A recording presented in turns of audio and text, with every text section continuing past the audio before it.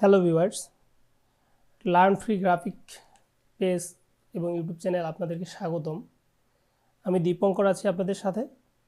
আজকে আমরা Adobe ফটোশপের interface সম্পর্কে জানব এবং কিভাবে একটা ফাইল ক্রিয়েট করে সেই ফাইলটাকে কীভাবে সেভ করে এই বিষয়গুলো মূলত জানব।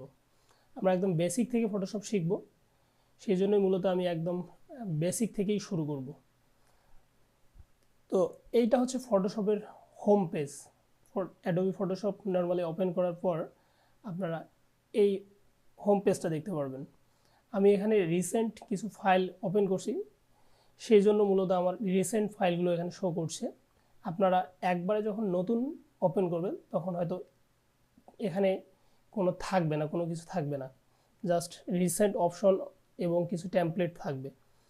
তো এটা হচ্ছে আমাদের home page.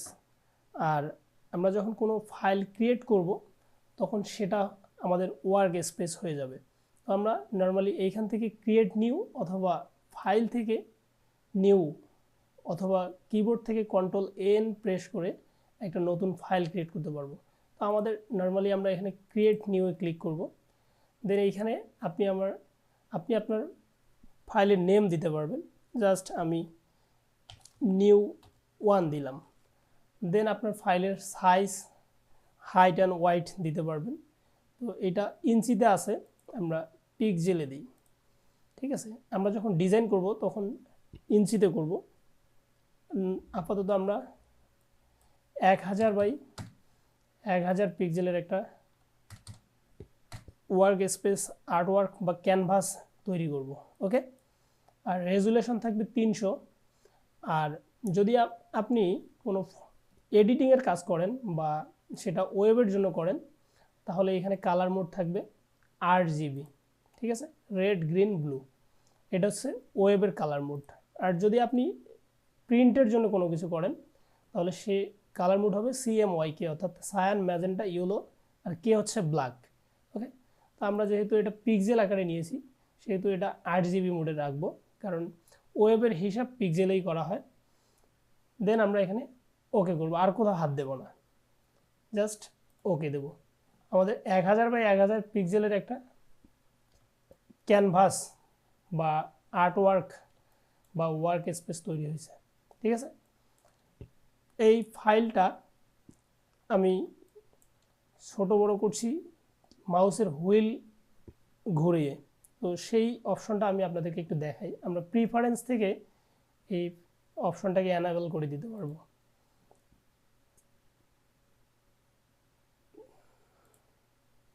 Sorry, edit, preference, এই যে কিবোর্ড শর্টকাট হচ্ছে Ctrl-K। দেন আপনি নর্মালি টুলসে যাবেন, এই অপশনটাকে অ্যানাবেল করে দেবেন। এটাকে ডিসেবল করা থাকবে, এটাকে অ্যানাবেল করে দেবেন, মানে এখানে টিক চিহ্ন দিয়ে দেবেন। তাহলে আপনি মাউসের হুইল ঘুরিয়ে আপ ডাউন করলেই ওয়ার্ক স্পেসটা ছোট বড় হবে, ঠিক আছে। এটা অন করে দেবেন এবং এই ওভার স্ক্রলটা এটাও অন করে দেবেন, ঠিক আছে।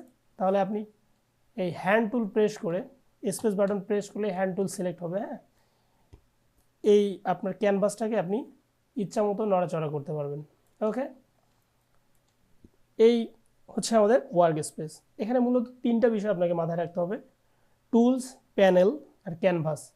আমাদের এগুলো হচ্ছে টুলস বা টুলস বক্স বা টুলস বার, ওকে। এইটা হচ্ছে আমাদের প্যানেলস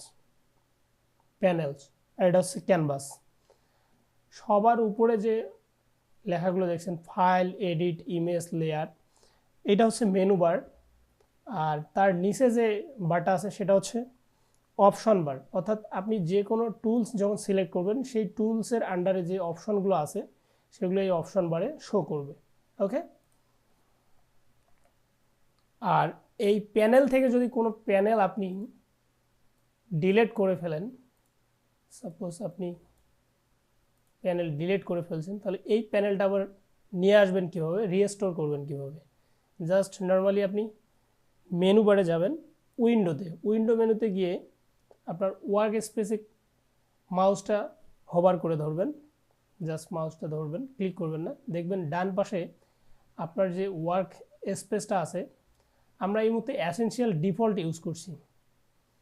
আপনি চাইলে motion, graphic and web, 3D আপনার প্রয়োজন অনুযায়ী এই ওয়ার্ক স্পেসগুলো ইউজ করতে পারবেন। ঠিক আছে, তো আমরা যে আমাদের প্যানেলসগুলো ডিলিট করলাম সেগুলোকে আবার ফিরিয়ে আনার উপায় হচ্ছে আমরা রিসেট অ্যাসেনশিয়াল করে দিব, অথবা আপনার যদি মনে থাকে যে আপনি কি প্যানেলস ডিলিট করছেন, জাস্ট এখান থেকে ক্লিক করলে, লাইক আমরা প্যারাগ্রাফ ডিলিট করছি, প্যারাগ্রাফ ক্লিক করলে এই প্যারাগ্রাফটা চলে আসবে। দেন আপনি এখানে জাস্ট ড্র্যাগ করে ছেড়ে দিলে এই প্যানেলে অ্যাড হয়ে যাবে। ওকে, তো আমরা জাস্ট একবার রিসেট করে দেখি, রিসেট অ্যাসেনশিয়াল। দেখেন আমাদের প্যানেলগুলো রিসেট হয়ে গেছে। তো আমাদের এই প্যানেলটা দরকার নাই, আমরা জাস্ট এখান থেকে ক্লোজ ট্যাব গ্রুপ, মানে পুরো গ্রুপটা আমরা ডিলিট করে দেব, পরেরটাও ডিলিট করে দেবো, আমাদের এগুলো দরকার। ওকে, এইটা হচ্ছে লেয়ার প্যানেল। এই যে দেখেন লেয়ার, চ্যানেল, পাথ। ঠিক আছে, তো আমরা আস্তে আস্তে যখন টুলসগুলো জানবো তখন আমরা এই পাশে লেয়ার্স সম্পর্কে জানবো। ওকে, তো আজকে আমরা এই ইন্টারফেস সম্পর্কে জানলাম এবং এই ফাইল ক্রিয়েট করলাম, এবং এই ফাইলটা কীভাবে সেভ করব চলুন সেটাও দেখে নিই। আমরা ফাইল সেভ করার জন্য জাস্ট নর্মালি ফাইলে যাব, সেভ অ্যাজ করব অথবা সেভ। যখন আপনি এইটাকে একটা লেয়ার ক্রিয়েট করবেন উপরে, তখন আমাদের এই সেভটাও ওপেন মানে ভিজিবল হবে, এতক্ষণ এটা ইনভিজিবল ছিল। ওকে, তো জাস্ট আমরা নর্মালি আপনি Ctrl+S অথবা Shift+S করতে পারেন। ওকে, তো আমরা Ctrl+S অথবা, ঠিক আছে, তো আমরা একটা নিউ ফোল্ডার ক্রিয়েট করি, এইখানে আমরা সেভ করব। সাপোজ আমরা ডিপ এই নামে সেভ করব। এখন ফাইলের ফরম্যাট, সেভ অ্যাজ টাইপ, কোন টাইপ হবে আমরা আমাদের প্রয়োজন অনুযায়ী টাইপ সেভ করব। আমরা আস্তে আস্তে এই বিষয়গুলো বিশদ জানব। জাস্ট আমরা ফটোশপে যদি ওপেন করতে চাই তাহলে ফটোশপ ফরম্যাটে PSD, ফটোশপ ডকুমেন্ট। ঠিক আছে, জাস্ট নর্মালি সেভ করে দেব।